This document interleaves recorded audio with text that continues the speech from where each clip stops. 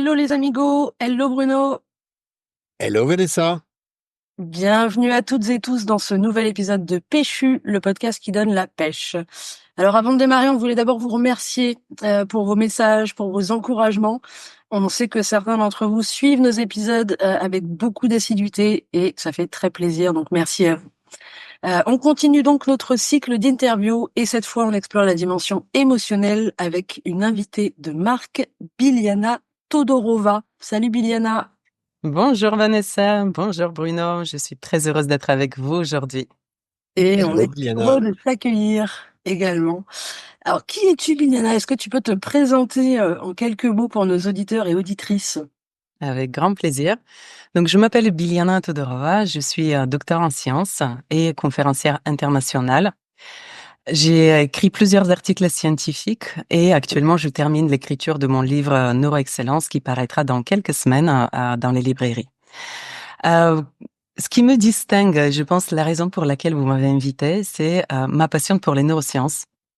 C'est quelque chose que je me suis découverte quand j'étais à l'Institut Pasteur. Je travaillais sur les thérapies contre les cancers, je travaillais sur les allergies, mais les vraies questions pour moi, c'était comment fonctionne notre cerveau? Qu'est-ce qui se passe dans les coulisses de notre cerveau? C'est quoi ces ressources que je sais que certains arrivent à puiser à l'intérieur de leur cerveau et d'autres n'arrivent pas? Donc, j'ai commencé à m'intéresser aux neurosciences de manière classique, en lisant des articles scientifiques. Et ma passion est allée bien plus loin. Un jour, je me suis dit: «Tiens, tu es scientifique ou tu n'es pas scientifique? Si tu es vraiment scientifique, va expérimenter ces protocoles sur toi-même». Donc, j'ai décidé de faire cobaye dans les études scientifiques et de soumettre mon propre cerveau à plus de 100 études cliniques au jour d'aujourd'hui pour explorer quels sont ces mystères, ces secrets et justement de pouvoir les partager aujourd'hui dans les entreprises avec lesquelles je travaille, au service de du leadership de leurs collaborateurs et au service de la performance au travail. Oui. Moi, j'ai vu des photos, plusieurs photos de ton implication justement dans le cobaye. Tu as un joli casque avec des petits fils qui sortent comme ça. C'est très esthétique. On mettra une photo. On va pas quand même On dirait un extraterrestre. en profiter. Mais on voit que tu t'es beaucoup donné, oui, sur ces études. Exactement, exactement. Une vraie passion qui est même tournée en obsession. Je voulais vraiment aller dans les profondeurs de la compréhension de notre cerveau. Ça reste un organe qui est pas suffisamment connu, je pense, même du point de vue scientifique. On continue à explorer. Mais ce qui me touche le plus, c'est de rendre la science accessible au quotidien à travers des outils concrets et pratiques qu'on peut utiliser dans des situations concrètes du quotidien. Donc, effectivement, creuser un peu tout ça. Alors moi, le côté cobaye, déjà, ça me passionne. Comment t'es arrivé, Pierre? Allez, je vais être cobaye. Et est-ce que tu peux nous raconter ta première expérience et la première fois où tu mets plein d'électrodes là sur comment ça se passe? Qu'est-ce que ça t'a apporté? Alors, le côté cobaye, c'est vrai que c'est un peu surprenant et cette recherche, ce désir de chercher, de comprendre notre cerveau ne vient pas de nulle part. Il faut savoir qu'à l'époque, j'étais quelqu'un d'extrêmement timide. J'étais à l'Institut Pasteur, certes, je travaillais avec les meilleurs scientifiques au monde. On se posait les questions pour résoudre des grandes problématiques mondiales de la santé. Et en même temps que dans la journée, je passais des journées très stimulantes intellectuellement parlant. En même temps, à la fin de la journée, quand je partais acheter ma baguette à la boulangerie, il me fallait une préparation mentale. Mon cerveau n'était pas apte à gérer une simple phrase, une baguette s'il vous plaît, face à des inconnus. Donc, ce paradoxe entre j'ai un doctorat en sciences et je travaille avec les meilleurs dans le monde, et de l'autre côté, je n'arrive pas à gérer les simples choses du quotidien, les interactions, la communication, mes émotions. Ça faisait ma vie très, très difficile. Donc, cette quête de la compréhension du cerveau, elle est partie de là. Je voulais vraiment comprendre d'abord pour moi-même qu'est-ce qui peut faire fonctionner mon cerveau encore mieux. Et puis, à partir de là, je me suis dit, pourquoi pas l'utiliser pour d'autres personnes et pouvoir appliquer ça à des problématiques du quotidien que tout le monde rencontre. Pour revenir à ta question sur la toute première étude, elle était marrante parce que donc je me suis retrouvée dans un scanner IRM à l'École nationale supérieure. Les scanners IRM, on n'a pas d'électrode sur la tête, mais on est juste allongé sur un lit et la tête, elle rentre dans un grand aimant qui va pouvoir visualiser les structures de notre cerveau. y inclus, on va pouvoir visualiser des régions qui s'activent ou pas face à une tâche. Donc, ma première expérience était sur les images subliminales. Je sais pas si tu sais ce que c'est, les images subliminales. Vous On voit connaissez? pas mal dans les Ouais. films, les pubs, c'est des images de quelques microsecondes, c'est ça qu'on voit pas vraiment de façon consciente, mais plus inconsciente. Exactement, exactement. Ce sont des études qui ont démarré il y a beaucoup, beaucoup d'années maintenant. Les premiers articles sont de 1980. Un article qui démontre que notre cerveau, il est capable, il décide, donc il y a un signal de la décision qu'on a prise jusqu'à 10 secondes avant la décision consciente. C'est-à-dire qu'avant même de se dire, ah oui, j'ai choisi ma main droite pour appuyer sur le bouton, 10 secondes avant, notre cerveau savait déjà que c'est la main droite que j'avais choisie. Donc, en découvrant ce mécanisme, alors c'est tout un domaine, je vais pas approfondir là-dessus parce qu'il est un peu éloigné des émotions dont on va parler aujourd'hui, mais c'est un domaine qui s'appelle l'agentivité. Donc, qui est l'agent de l'action, qui remet en question, bon, ça met le sujet, c'est le libre arbitre. Est-ce qu'on est vraiment celui qui décide? Est-ce qu'on est vraiment responsable de nos actions? Bref, c'est un domaine très, très intéressant que moi, j'ai retenu dès la première étude parce que je me suis dit, c'est beaucoup plus complexe dans la tête. Des fois, on s'accuse, on se culpabilise sur des choses qu'on a faites, mais alors, est-ce qu'on a été vraiment conscient quand on les faisait? Donc, voilà, ça m'a permis de relâcher tout un tas de pensées négatives que des fois on puisse avoir contre nous-mêmes, juste pour se dire, mais en fait, le cerveau, c'est très complexe. Et tant que j'ai pas appris à le maîtriser, tant que je le connais pas, bon, on peut se détendre. On peut se pardonner pour plein de choses qu'on fait parce on n'a pas réussi à gérer nos mécanismes. C'est rassurant. Exactement. Justement, moi, j'avais visionné des films que tu as fait, des vidéos que tu as faites autour de tes travaux, très pédagogiques. Et notamment, tu évoques à ce moment-là la durée réelle d'une émotion, justement, que tu as pu détecter. Pour revenir sur notre point, donc, qu'est-ce que tu as pu identifier et comment on peut voir ça? Parce que je trouve que ça peut être très intéressant, notamment sur les émotions négatives, de voir que ça dure moins longtemps à condition de pas les entretenir. Mais je te laisse nous en parler si tu veux bien. Oui, les émotions, donc il y a un vrai mécanisme derrière les émotions et ce mécanisme biologique, il a une durée particulière. Donc, on peut parler de la durée de nos émotions, celle qu'on peut identifier dans notre quotidien. Des fois, ça peut durer quelques heures, des fois, ça peut durer des journées, des semaines. Pour certaines, ça dure quelques années. Des fois, j'ai un ami, il a divorcé 10 ans après son divorce, il était encore dans l'émotion. Donc ça, c'est la durée qu'on vit au quotidien. Et la bonne nouvelle, c'est que cette durée, on a la capacité de la réduire pour arriver à la durée biologique de nos émotions. Alors, quand on parle de durée biologique d'une émotion, c'est quoi exactement? C'est la durée, c'est le temps que notre corps prend entre le moment où on a eu quelque chose qui a déclenché l'émotion jusqu'au moment où notre corps va vivre la biochimie de l'émotion. Donc, je vais pénétrer un petit peu dans le mécanisme des émotions, si tu m'autorises, en essayant de ne pas être trop complexe. Donc, il faut savoir qu'à l'intérieur de nos têtes, il y a une structure qui s'appelle l'amygdale, qui est le centre des émotions. C'est un peu comme c'est un peu comme un gardien qui constamment est en train de scanner l'environnement s'il y a des menaces, s'il y a des dangers. Lorsque l'amygdale détecte un danger, une menace ou bien une nouveauté, elle réagit aussi aux nouveautés, elle va s'activer et ça va devenir comme une alarme incendie dans notre tête. Donc, c'est un signal fort qui couvre tous les autres signaux. Donc, au moment où l'amygdale est activée, on n'a pas accès à tous les autres centres qui peuvent gérer les signaux qui se passent à ce moment-là. Donc, l'amygdale activée, elle envoie des signaux à notre cerveau qui va relarguer une biochimie. Donc, ce sont des molécules qui vont remplir le corps et qui vont produire des sensations corporelles. Donc, il y a quelque chose qui déclenche mon émotion. L'amygdale s'active, elle envoie le signal à notre cerveau et à notre corps, et ensuite on aura une signature émotionnelle dans notre corps. Donc notre corps, il va se sentir un peu tendu, et on va ressentir des frissons. Bref, il y a des différentes sensations qui vont se produire. Donc entre le déclencheur et le relargage de la biochimie, c'est 90 secondes. Biologiquement parlant, nos émotions ne durent que 90 secondes. Donc ça, c'est une très bonne nouvelle. Parce que ça veut dire quoi? En tant qu'être humain, on ne pourra jamais éviter de vivre des émotions. On sera toujours dans l'expérience de l'environnement qui est des fois agréable et des fois désagréable. Par contre, là, on a de la marge de manœuvre et de la maîtrise de soi. C'est dans la durée qu'on laisse à nos émotions. Du côté négatif, quand on vit des sensations désagréables, on peut réduire le temps. Et du côté positif, on peut s'entraîner à prolonger le temps de l'émotion positive. Donc ça, moi, je trouve que c'est une excellente nouvelle et notre cerveau est capable de faire ça. Ah, c'est très clair tel que tu nous l'expliques et très enrichissant. Moi, ça, j'ai un livre qui sort bientôt autour de la gestion du stress, plutôt comment apprivoiser le stress, et dans lequel j'évoque cette notion-là, mais je parle pas des 90 secondes. J'aurais dû te poser la question avant, mais j'évoque le fait de ce signal de l'amygdale et la difficulté pouvant être ce que l'on fait de ce signal, en fait, de considérer le stress comme un signal et pas comme quelque chose qui est difficile. Et ça veut dire simplement qu'il faut s'adapter. Exactement, Donc exactement. voilà, je te rejoins complètement là-dessus. Mais après, qu'est-ce que je fais de ce signal et de cette sensation des 90 secondes? Qu'est-ce que j'en fais après? Donc ça, Moi, c'est un super rapport.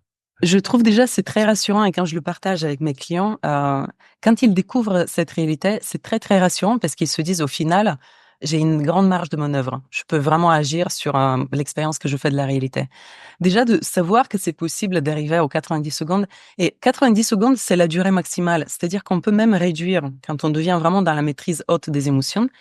Des fois, on vit une émotion, personne de l'extérieur se rendra compte. Elle nous a traversé, elle va nous traverser très rapidement. Il n'y aura pas d'expression extérieure, il n'y aura pas de réaction extérieure. Cependant, on l'a vécu, on a reçu le message de l'émotion et on peut continuer sur autre chose.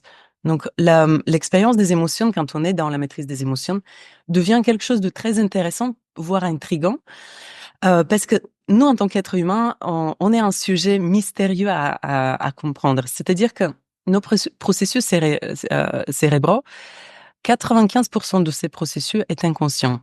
C'est-à-dire que nous, face à nous-mêmes, on est un mystère. Et on a beaucoup de choses à apprendre sur nous-mêmes. Les émotions, c'est un peu les messagers qui nous permettent de comprendre ce qui se cache dans notre inconscient.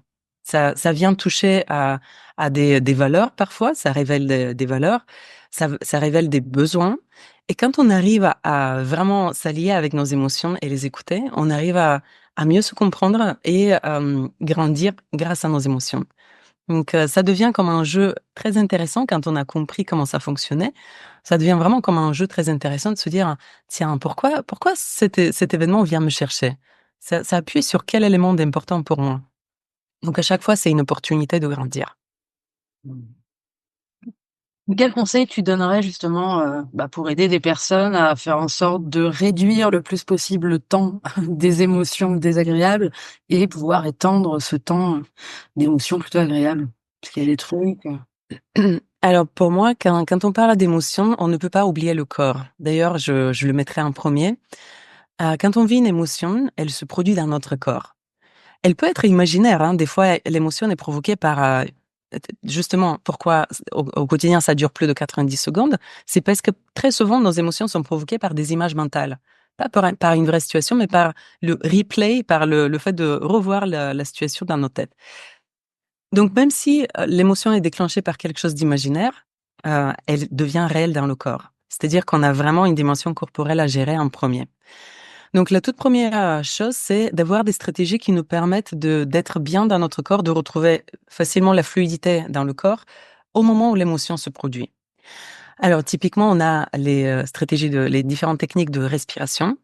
Heu, on sait les comédiens, ils utilisent énormément la respiration ventrale. Moi, j'aime beaucoup la respiration ventrale et ce qu'on appelle au quotidien le soupir. Donc ce type de respiration qui permet de faire passer l'air à un niveau très profond.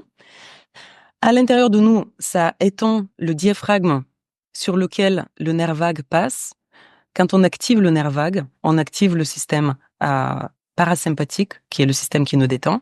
Donc, rien qu'avec une inspiration-expiration de ce type, on peut accéder à un état de détente dans lequel on va pouvoir aller travailler les autres éléments de l'émotion qu'on vit. Mais tout d'abord, le corps. Donc, je fais une profonde inspiration-expiration, je libère mon corps, et ensuite, je passe à qu'est-ce qui se passe, qu'est-ce qui provoque cette émotion pour moi. Je ne peux pas, quand je suis émotionnelle, je ne peux pas être rationnelle en même temps. Donc, d'abord, je m'occupe de vérifier que dans mon corps, je me sens bien. Et une fois que je suis de nouveau présente à moi-même, là, je peux revenir sur la situation et utiliser une autre partie de mon cerveau, qui est le néocortex. Alors, le néocortex, c'est la partie rationnelle, stratégique, cognitive qui va pouvoir réanalyser la situation, réévaluer les éléments de la situation et donner un sens qui est en espérant utile. Quand on a bien travaillé notre néocortex, ce sens, il est utile et nous permet de sortir plus rapidement de la situation. Donc, premièrement, le corps. Deuxièmement, je vais aller chercher, utiliser mon néocortex pour aller voir qu'est-ce qui vient me chercher dans cette situation et quels bénéfices je peux trouver de cette situation. Donc, quels sont les bénéfices de la situation pour que je puisse l'utiliser de manière utile pour moi. Une fois que notre cerveau il a vu ça, il a plus de sensations désagréables parce que les sensations désagréables, ça vient tout simplement de la perception de perte de la situation. On perçoit qu'on a perdu quelqu'un, on a perdu un bénéfice, on a perdu un rêve, et tout ça, ça vient nous travailler émotionnellement parlant. Et le fait une fois que tu fais travailler le néocortex et donc que tu vas chercher le bénéfice, ça génère des émotions plus agréables aussi? Ça régule ou? Dans un premier temps, alors les émotions, on peut les voir un peu comme des équations mathématiques. Si mon cerveau il a perçu du négatif, c'est-à-dire j'ai perdu quelque chose, il va me faire vivre des émotions plutôt désagréables, donc négatives. Si mon cerveau perçoit des choses positives, il va me faire vivre des sensations positives. Avec cette démarche cognitive qu'on fera dans la gestion émotionnelle, on ira voir quelle est la partie de la réalité que mon cerveau n'a pas pu percevoir. Jamais dans une situation on arrive à tout percevoir. Donc, si mon cerveau, il vit quelque chose de désagréable, je vais lui donner tous les éléments qu'il n'a pas vus, qui sont positifs, pour qu'il puisse neutraliser l'équation. Donc, dans un premier temps, je vais juste relâcher la sensation désagréable et je vais commencer à voir la situation comme, ah, c'est plus complexe que ça, il y a plus d'éléments que ça, donc il y a plus de choses à comprendre dans cette situation que ma première perception. Et si on continue à ce travail-là, et qu'on amplifie vraiment la dimension positive, les éléments positifs qui nourrissent mes valeurs dans la situation, à partir de là, je vais pouvoir accéder à une sensation de gratitude, une sensation de reconnaissance et de voir la beauté de la situation, même quand elle est difficile. Ce muscle-là, le muscle de la gratitude, quand on le pratique, quand on a appris à notre cerveau à activer cette recherche de où est-ce qu'il est le cadeau caché, quelle est la beauté, de quelle manière cette situation me fait grandir, quand on a ces réflexes qui sont devenus automatiques avec la pratique, à partir de là, les situations difficiles durent beaucoup moins de temps. Elles ne disparaissent pas, parce que dans notre évolution, il y aura toujours des situations de plus en plus complexes, donc on continue à être challengé par les situations de la vie. Par contre, ma réaction dans la situation, elle est beaucoup plus rapide, et donc beaucoup plus rapidement, je peux tirer les apprentissages de la situation, les utiliser au service, et donc passer à autre chose. C'est un peu, si tu veux, c'est un peu l'incarnation de la phrase de Nelson Mandela qui dit « soit je gagne, soit j'apprends ». Donc, quand on entraîne notre cerveau à gérer les émotions, soit il gagne, soit il apprend. Ça rejoint vraiment ce qu'on a mis en avant concernant la résilience et la gestion des émotions. Et je témoignais notamment de l'usage du journal de gratitude, donc permet de s'habituer au quotidien. Et moi, c'est vraiment ce que j'ai vécu en le faisant pendant 1 an. Et maintenant, j'ai plus besoin de le faire pour avoir cette latitude de pouvoir vraiment m'adapter beaucoup plus facilement. La résilience consistant à pouvoir continuer de voir le positif, même quand il y a du négatif. Et on est vraiment dans cette notion-là. Donc, tu partages le fait que, effectivement, on peut travailler cette résilience en faisant en sorte de diminuer l'impact du négatif et se donner la possibilité. Alors moi, je parle pas du néocortex, je parle d'Einstein. Je parle de Cro-Magnon pour la partie plus, c'est reptilienne, machin, et Einstein. Donc Cro-Magnon, si j'ai bien compris, fait peut-être moins s'accentuer pour se débarrasser de sa tension, pour laisser la place à Einstein qui va analyser une situation, voir le vrai du faux, etc. Et puis même peut-être visualiser des choses agréables ou des opportunités, des façons de pouvoir sortir d'une situation. Donc on se rejoint, mais avec un vocabulaire un petit peu différent, hein, quand même. Exactement, je te rejoins tout à fait. Et moi, je parle de 2 types de gratitude. Il y a la gratitude facile qu'on peut pratiquer au quotidien quand tout va bien. Donc, réapprendre à notre cerveau à reconnaître ce qu'on a déjà autour de nous, à redonner de la valeur aux choses simples du quotidien. Ce n'est pas un mécanisme qui intéresse notre cerveau par défaut. Nos cerveaux par défaut sont des cerveaux qui s'intéressent à la survie. Donc, ce sont des schémas de survie qu'on a dans nos têtes. Donc, de manière générale, notre cerveau va être beaucoup plus orienté à chercher les problèmes et chercher à se défendre des problèmes qu'il y a autour de nous, plutôt que de se détendre et d'aller chercher, en fait, qu'est-ce qu'il y a de beau autour de moi. Donc, ça, c'est la gratitude facile et c'est un vrai muscle à entraîner au quotidien. De l'autre côté, il y a la gratitude difficile. C'est je suis au cœur d'une situation qui me bouleverse et qui me déchire de l'intérieur, et je suis capable de demander à mon cerveau d'aller chercher où est-ce qu'il y a de la beauté à l'intérieur de cette situation. Donc ça, c'est le niveau au-dessus. Quand on acquiert ce niveau-là, on devient vraiment inarrêtable. C'est vrai qu'il y a des situations enfin, je pensais, là, on parlait beaucoup des attentats, c'est un peu d'actualité. Quand on vit ce genre d'événements, évidemment traumatisants, extrêmement difficiles, comment arriver quand même à voir le beau dans cette horreur, en fait? Oui. Quand on y arrive, on est effectivement inarrêtable et que Alors, c'est possible, hein, et c'est pas moi qui le démontre, c'est plutôt Viktor Frankl. Je sais que vous avez parlé de lui dans les épisodes précédents. Lui, en étant dans un camp de concentration, il a réussi à garder son cerveau dans les conditions optimales du fonctionnement.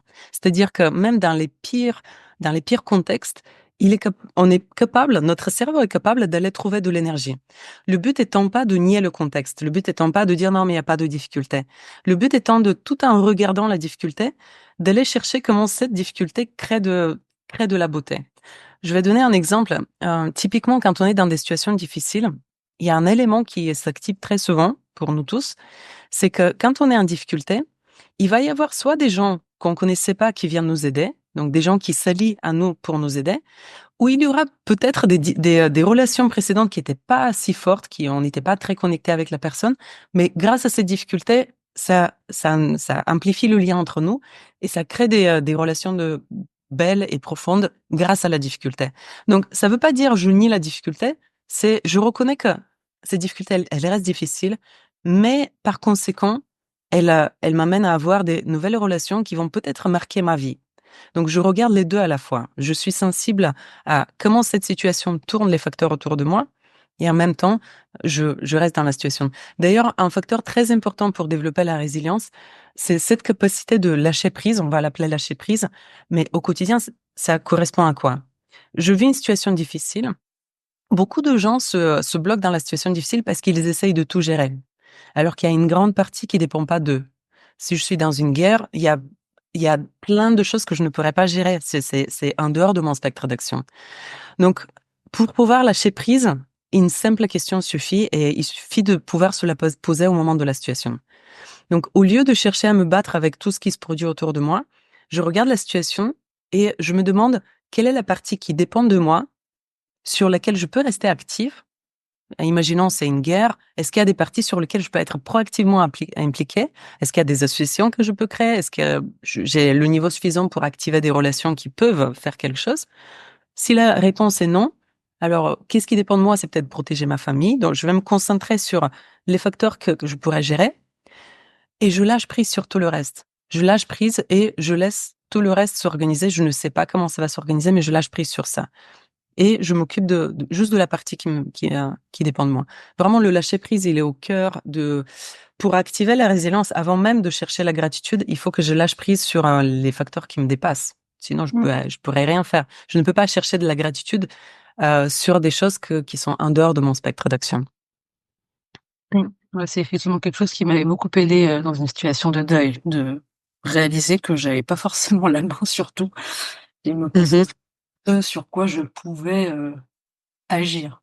Exactement, exactement. Comme ça, on gaspille pas notre énergie. Déjà que c'est difficile, beaucoup de gens vont gaspiller leur énergie sur des choses qui ne pourront pas changer, mais on focalise notre énergie sur qu'est-ce que je peux vraiment faire, et sinon, je lâche prise. Et des fois, là où je lâche prise, il y aura des gens plus appropriés qui viendront m'aider. Donc, dès que moi, je lâche prise, je sais pas, ça attire peut-être des fois des figures qui sont importantes pour faire avancer la situation. Mais en tous les cas, ça soulage.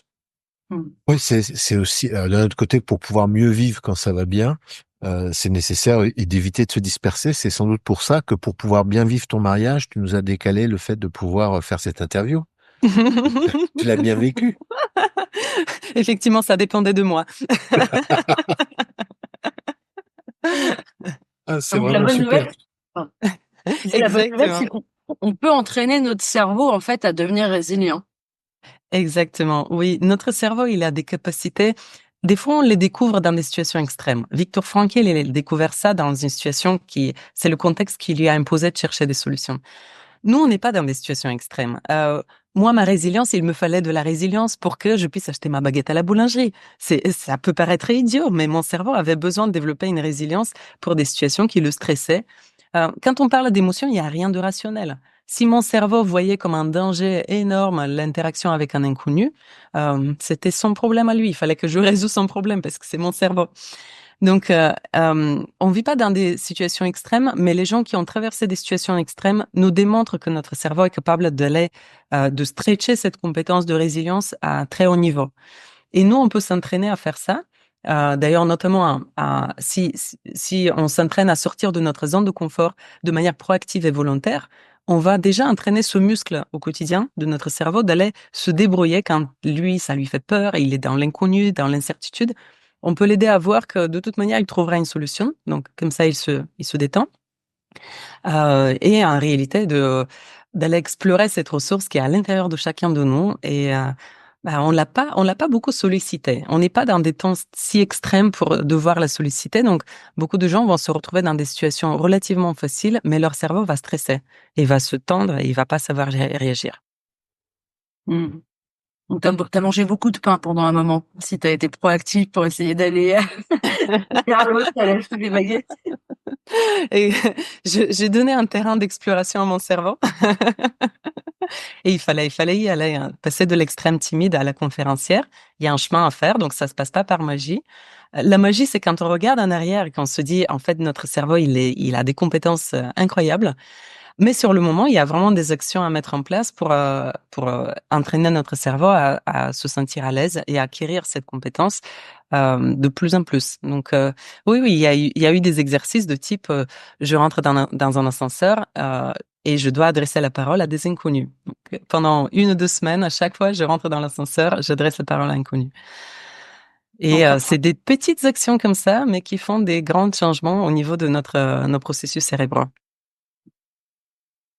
Peut-être une dernière question avant de conclure cet entretien. Donc, tu interviens en entreprise beaucoup, tu donnes des conférences. Quels sont les questionnements qui reviennent régulièrement des entreprises sur ces questions des émotions, des neurosciences? Mhm. Il y a plusieurs sujets qui reviennent souvent. Tout au début, j'ai été pas mal sollicitée sur le sujet du stress. Donc, on est dans un temps accéléré, donc tous les collaborateurs se retrouvent à faire beaucoup de choses et le temps, il suffit plus. Donc, c'était la gestion du stress. J'ai été pas mal sollicitée également sur les thématiques du changement, parce que les entreprises, ça bouge énormément aujourd'hui. Il y a des restructurations, il y a des rachats, ventes de l'entreprise où les collaborateurs se retrouvent à devoir rejoindre une autre équipe ou travailler à un autre lieu de travail. Donc, justement, là, on est plutôt sur les sujets de résilience, comment vivre le changement sans souffrir du changement. Et puis, récemment, et j'étais très agréablement surprise, c'était plutôt des marques de luxe qui m'ont demandé des thématiques sur l'émerveillement, les neurosciences de l'émerveillement. Donc, comment eux, ils étaient plus focus sur les clients et les collaborateurs. Donc, comment créer des expériences extraordinaires, émotionnellement parlant, pour les clients et pour les collaborateurs. Donc, voilà, je suis très optimiste par rapport à ça parce qu'on s'intéresse pas seulement à comment gérer les émotions désagréables, mais on cherche aussi à entraîner le cerveau à aller plus sur le terrain de cultiver davantage des émotions positives. Mmh. Et tout l'objet aussi de la psychologie positive. Mhm.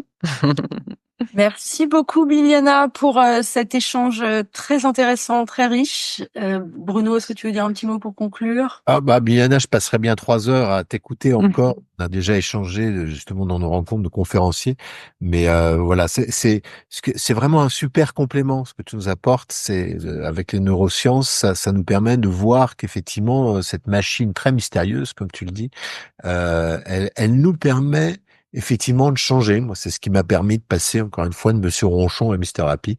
Voilà, je le dis comme Mhm. ça. Et c'est vraiment possible pour tout le monde. Donc, je crois que tu nous donnes d'autant plus des éléments en nous disant comment ça fonctionne cette machine bizarre. Et sans doute, j'espère en tout cas l'occasion de se dire c'est possible de pouvoir le faire. Et il y a plein de manières de pouvoir y arriver. Donc, merci vraiment pour ton témoignage et pour ton temps. Avec grand plaisir. Pour ceux qui souhaitent aller encore plus loin, il y a le livre qui sortira c'est le 12 février. Il sera disponible à la Fnac, dans les librairies. Donc là, je décris davantage des outils qui peuvent être appliqués au quotidien pour s'entraîner justement à explorer ces ressources cognitives.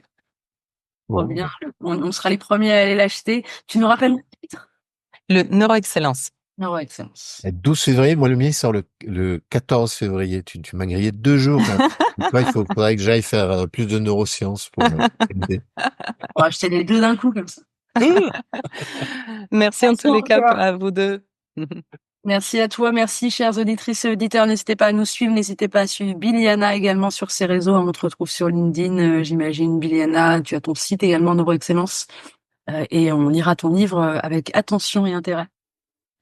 À bientôt. Ah, ciao!